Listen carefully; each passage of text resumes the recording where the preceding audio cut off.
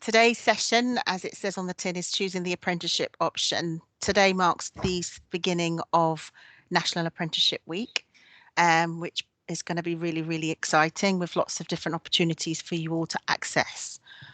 So please make use of this week and feel free to put any questions in the chat box. Okay. All right, so the aims of this afternoon's session is really to explain what an apprenticeship actually is, to explore the range of different apprenticeship pathways that there are on offer, to actually really focus in on the opportunities within National Apprenticeship Week this year and the benefits of kind of researching online. Okay, so first and foremost, let's get back to basics. So apprenticeships really is these three symbols here. Really, it's about working, gaining some sort of income, a salary, as well as getting that training that comes alongside it. Okay, so as you can see on this slide, there are a range of different pathways, all the way from the traineeship, which is about 2 to 3 weeks long, intermediate, advanced, higher, all the way up to degree apprenticeship.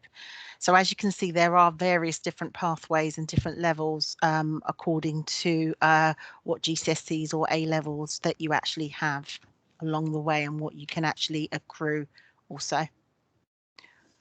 Okay, so higher and degree apprenticeships. So the thing is that you get real jobs in a skilled occupation. And I think that's the real key to apprenticeships is that it's real. So whatever it is that you're learning in that moment is actually authentic. It's something that you can actually take away with you and gain those industry specific skills. You actually have a job. So you're actually employed. You get a contract. So it's all legitimate. You receive a salary, and also you don't have to pay for any tuition fees, which is also a really big pull for a lot of students, is the fact that they are actually getting paid instead of paying out in tuition fee loans. The duration of a course can last anywhere between 18 months to 4 years, really does depend on the program and the level. And you gain that substantial training, which can lead to a level 4, 5, or 6 qualification. And you work towards an apprenticeship standard. So it is pretty much industry regulated, which is always really, really appealing for students.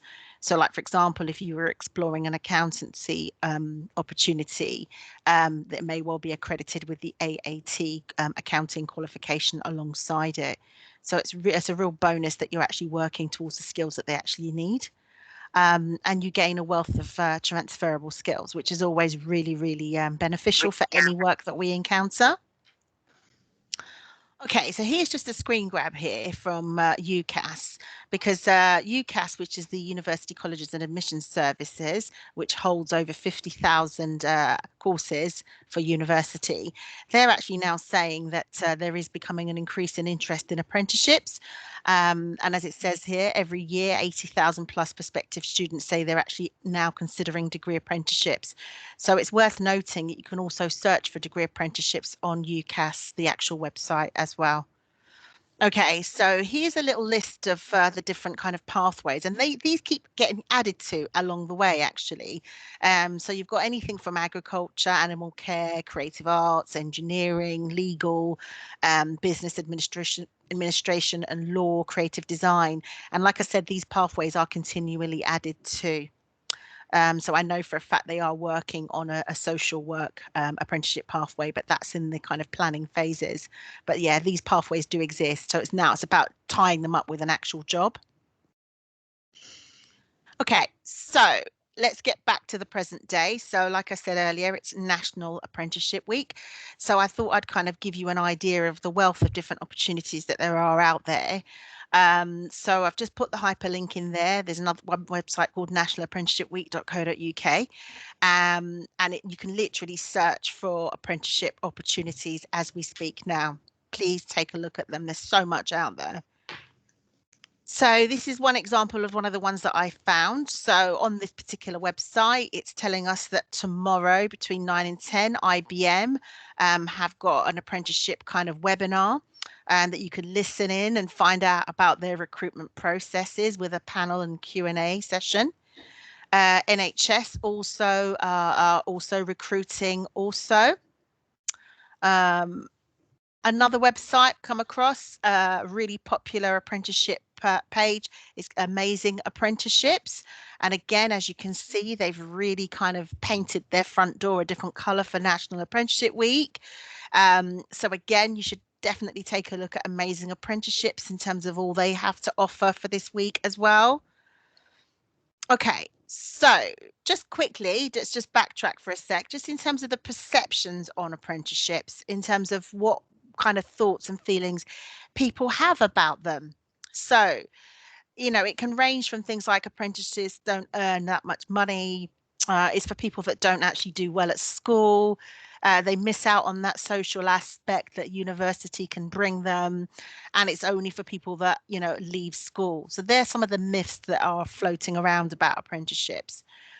So here are some of the facts. So going back to the whole missing out on social aspects. So I think more and more employers are really keen to create that kind of cohesion in the workplace, and they are actually giving students, or should I say employees, that kind of social kind of network, a sense of belonging in the world of work. So there are things like away days and social activities, and there are various incentives and perks that staff can actually gain through doing an apprenticeship with an employer.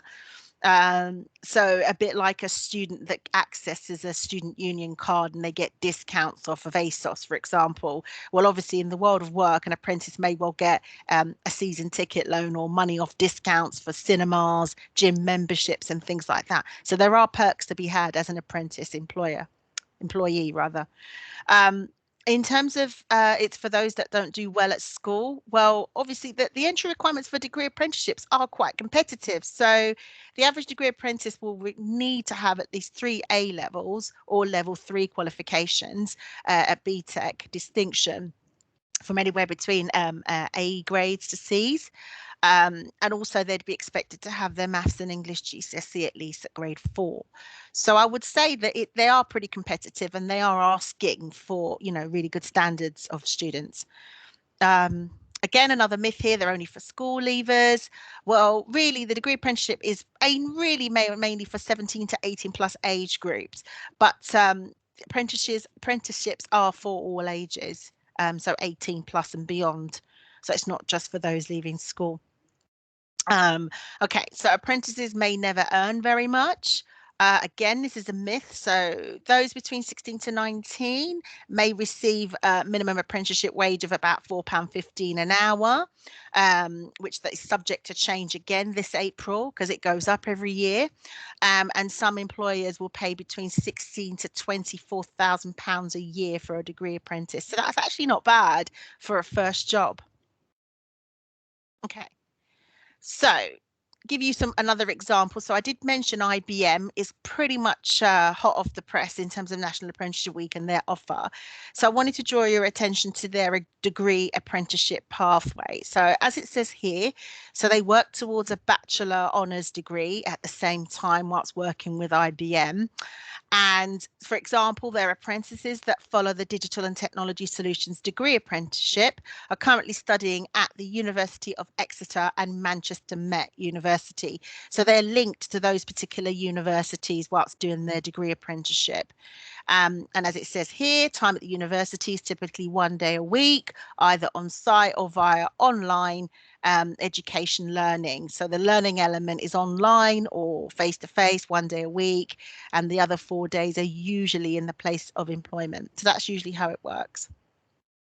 So just wanted to give you a little idea as to their entry requirements for their degree apprenticeship. So this is actually live as we speak. So they've got a design degree apprenticeship. And it's a level 6 qualification. It says it's 4 years. It tells you very clearly the salary is £20,000, which is not bad at all. And the entry requirements, it's really clear. It says here 5 GCSEs, grades 4 to 9, with a minimum of 120 UCAS points. So as you can see with degree apprenticeships, they follow the same kind of requirements as a university would via UCAS. So that's what it's saying there. And it's also saying you don't need to have studied a business or technology A level, but you must have a keen interest in that. So it's all very clearly signposted and mapped out in terms of what they're looking for in candidates. Okay. Wanted to draw your eye to another opportunity. For example, this is a junior management consultant with IBM. This is a 3-year qualification. And again, this is £20,000 and they're looking for 5 GCSEs, grades 4 to 9, English and maths required. And also they're looking for you to have completed another further education qualification or equivalent.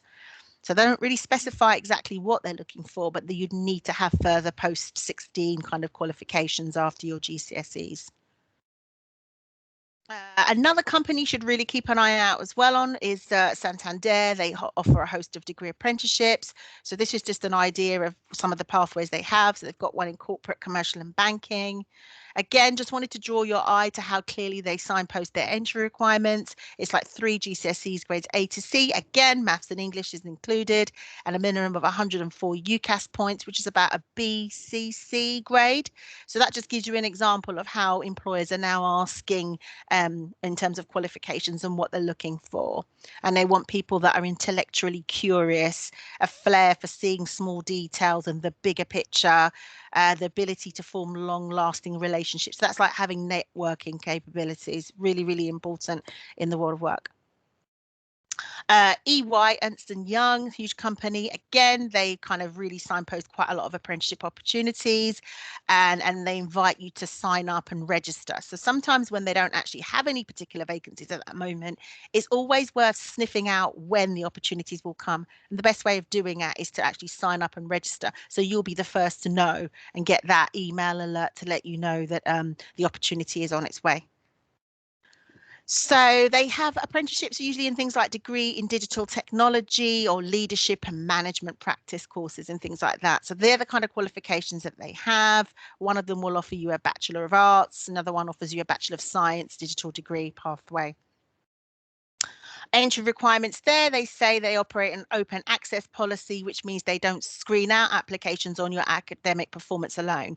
So what they're really saying there is that, yes, of course, the qualifications and the grades do matter, but what they're also saying is not the main focus for them. It's also about your aptitude and your kind of your enthusiasm and your approach, your whole package, basically.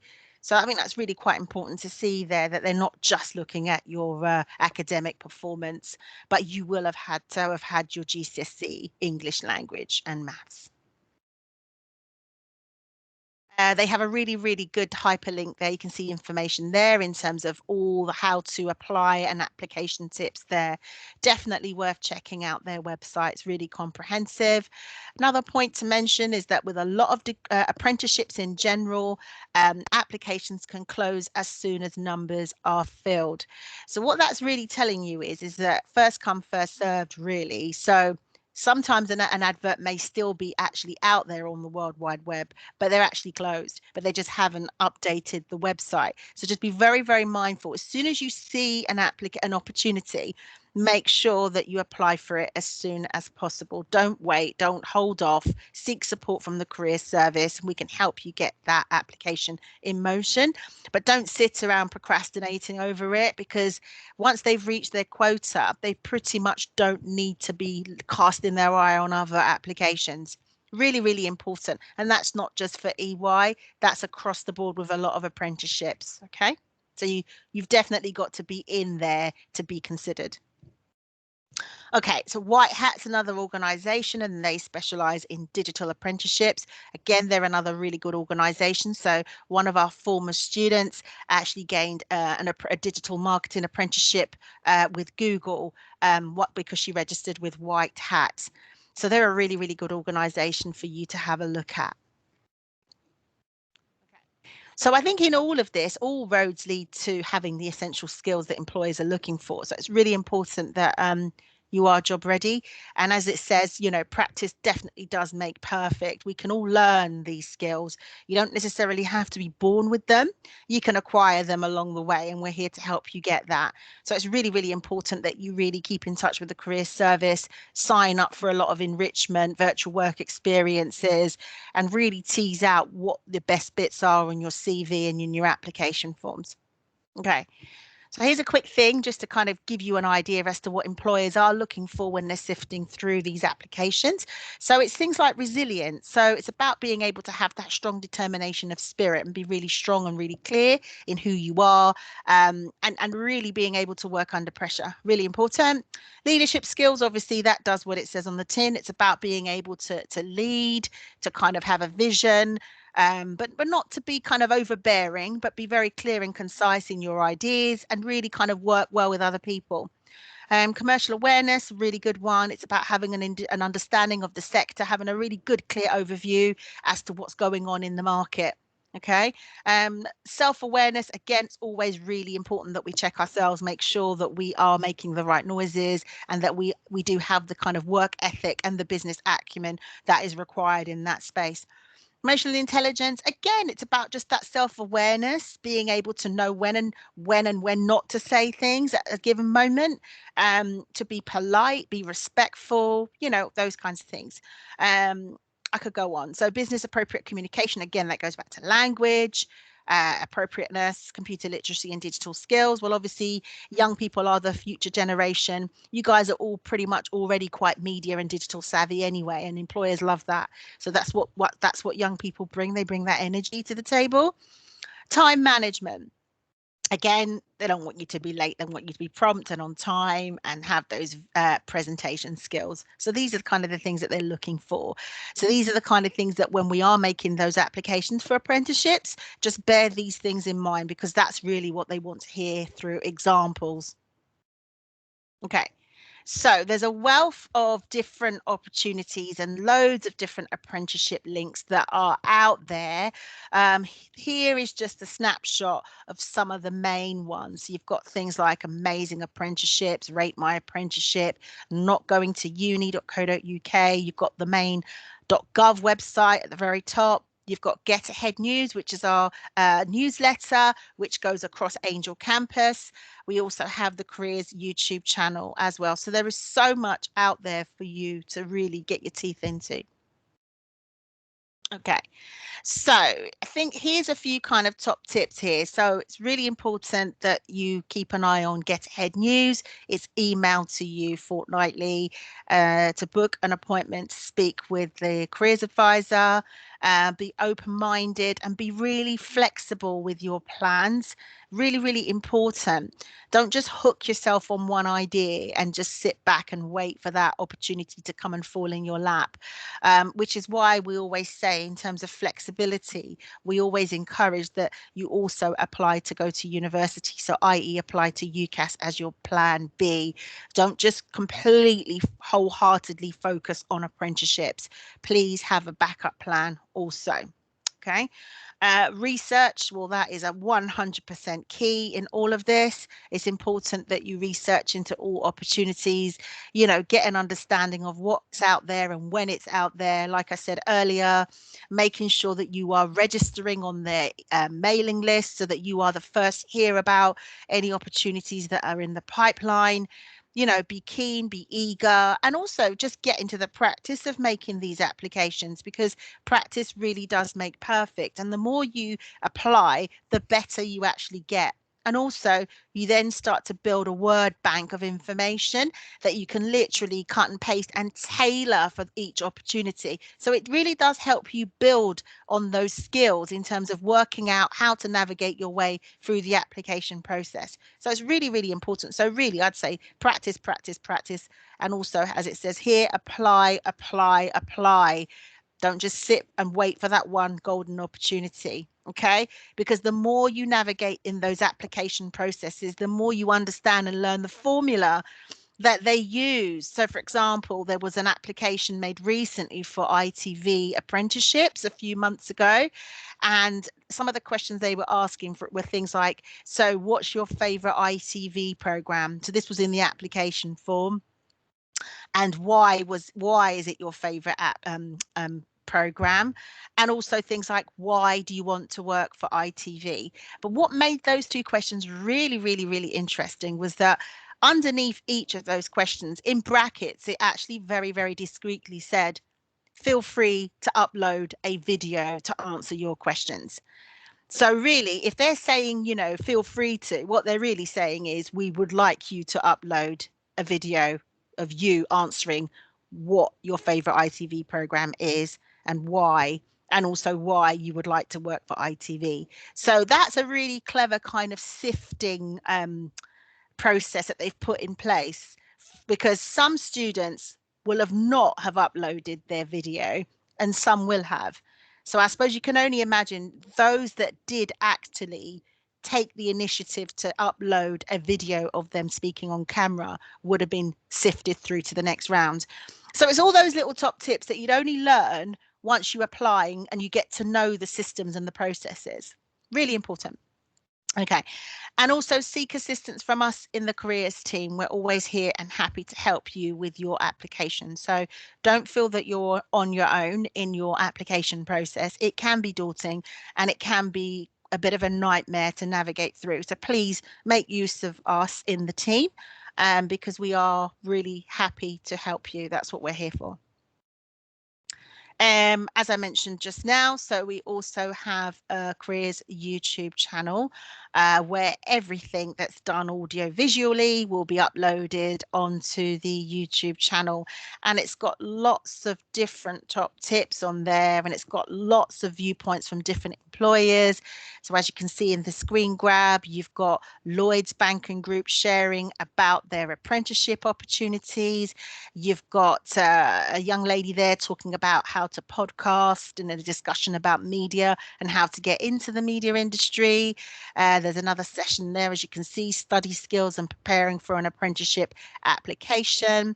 But there's lots more on there. And there's also lots of employers that are also talking as well on the YouTube channel. So please subscribe. Just to kind of give you a heads up as to what's to come for the rest of the week. So as you can see, tomorrow we've got here investment management and the apprenticeship routes. Really, really exciting there. You've also got civil service apprenticeships. So for anybody that's interested in working in civil service, please follow that link there. Also, there's a really, really good interactive panel with former Candy students. There's 3 of them, to be precise, in our Meet the Apprentice panel discussion Q&A, which promises to be a live, kind of really lively, interactive Q&A where you can ask all those important questions to students that actually studied at Angel campus. And they've gone on, all 3 of them have gone on to do amazing things. I don't want to spoil it, but they've all literally gone on to grab some amazing apprenticeship opportunities. So that is on Wednesday. Also, there's an industry presentation by is it Giggle? I hope I've pronounced that correctly. And they're a tech startup company, part of Google's incubator program. So they are really, really keen to work with Angel Campus students on anything from work experiences, internships, projects, and other employability projects. So that's really, really exciting. On the Thursday, we've got multiverse apprenticeships, and they again have links to Google, Facebook, Warner Brothers, and Santander for 16 to 24-year-olds. So again, that's there for you to join into. And lastly, on like Friday, you've got an apprenticeship session with the Metropolitan Police. So there's much, much more to follow this week. And they're at lunch times mainly. Okay, so here's our contacts. So there's myself, Janet Willoughby, there's Joe, the careers manager, there's Ben, another career HE advisor, and Jan, our careers administrator. So there's our useful contacts and links. So feel free to make contact with us if you have any burning questions, you need any support in any way. There we are. And that brings to an end this apprenticeship session. I really hope you enjoyed it, and I will hang on for some questions. So if anybody wants to type into the chat box, then please feel free to ask any questions. Thank you.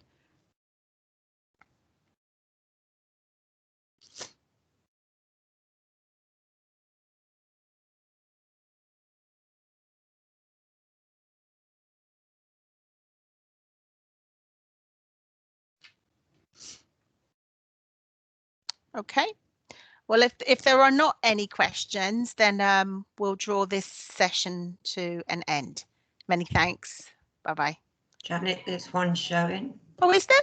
Okay, I can't see How it. do you earn UCAS points? Sorry, what was the question? How do you add UCAS points? That's from Florence Carbo. How do you add UCAS How points? do you... 1 minute, It's all right. how do you earn UCAS points? Oh, okay, that's a really, really good question. So really, UCAS, it's basically a tariff system. So how it is that each grade that you acquire equates to points pretty much. So like an A star is like 56 points. Yeah, an A is 48, B is 40, C is 32, D is 24, and an E is 16. So that's pretty much how they equate. So each grade has a point attached to it. So that's pretty much what you will get used to as you start to apply for university. But if that answers your question, UCAS points, each grade equates to a point. Okay. Okay, and another one's come in. Is there any media apprenticeships? That's from Olu. Oh, okay, good question. So I think with media, I think you would definitely benefit from having a careers appointment first and foremost, because it's a bit like saying engineering. Media is absolutely huge. So what I would say, I mean, there is an organization that you should take a look at, and they're called Diva Apprenticeships. So have a look at them. Keep an eye on Diva Apprenticeships because they do often get media opportunities.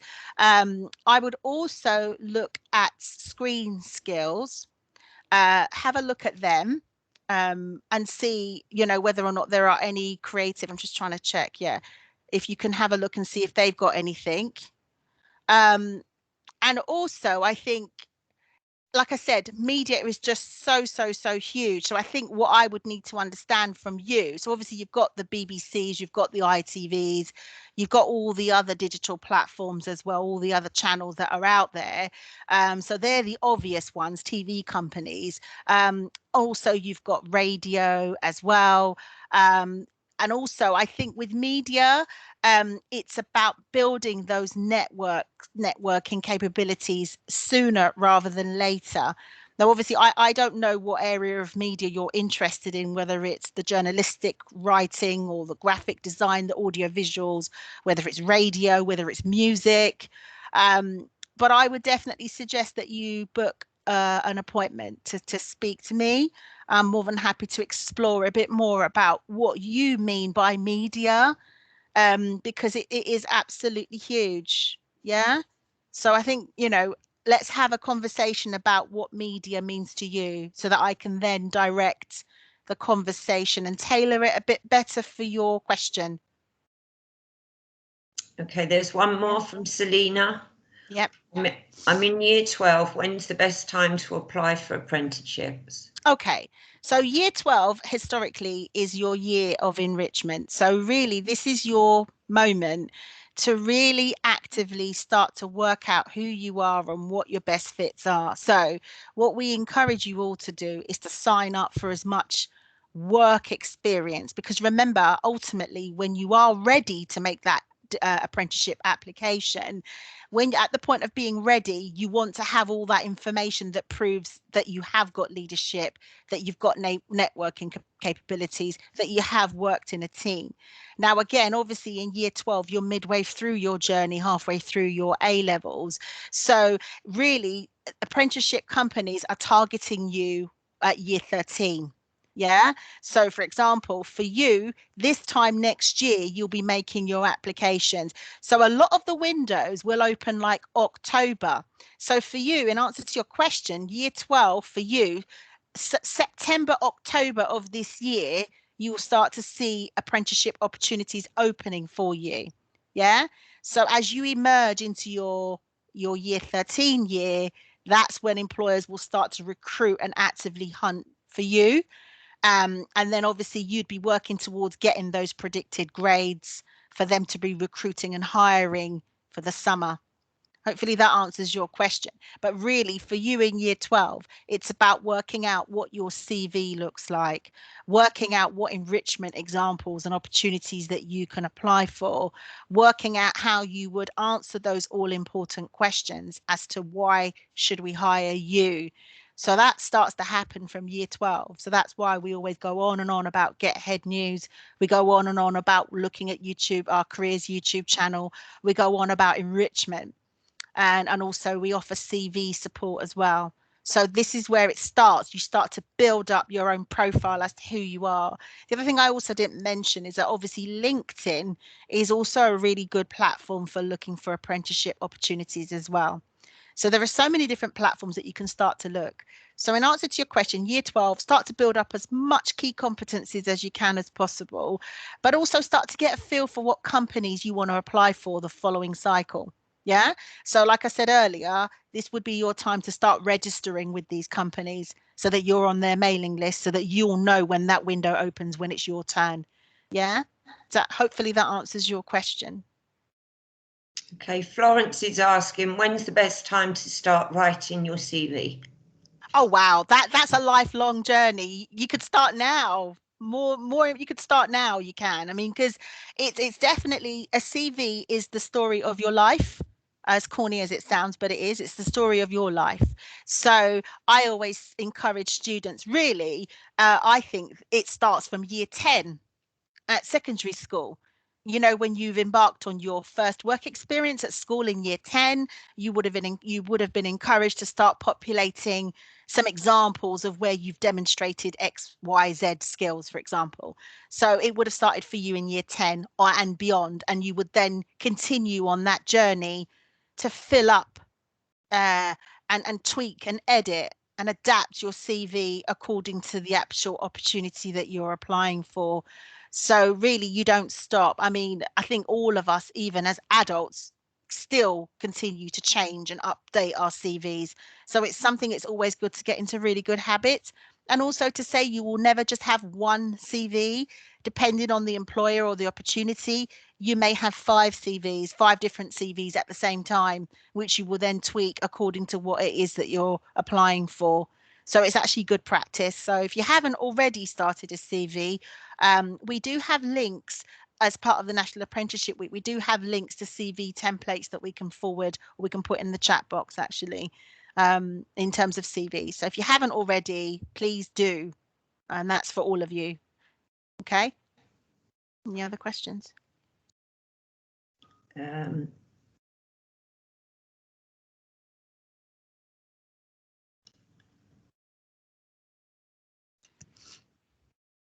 Valeria, great meeting. Could you please advise me if GCSEs, English and Maths might be enough in order to apply and be a successful candidate for an apprenticeship?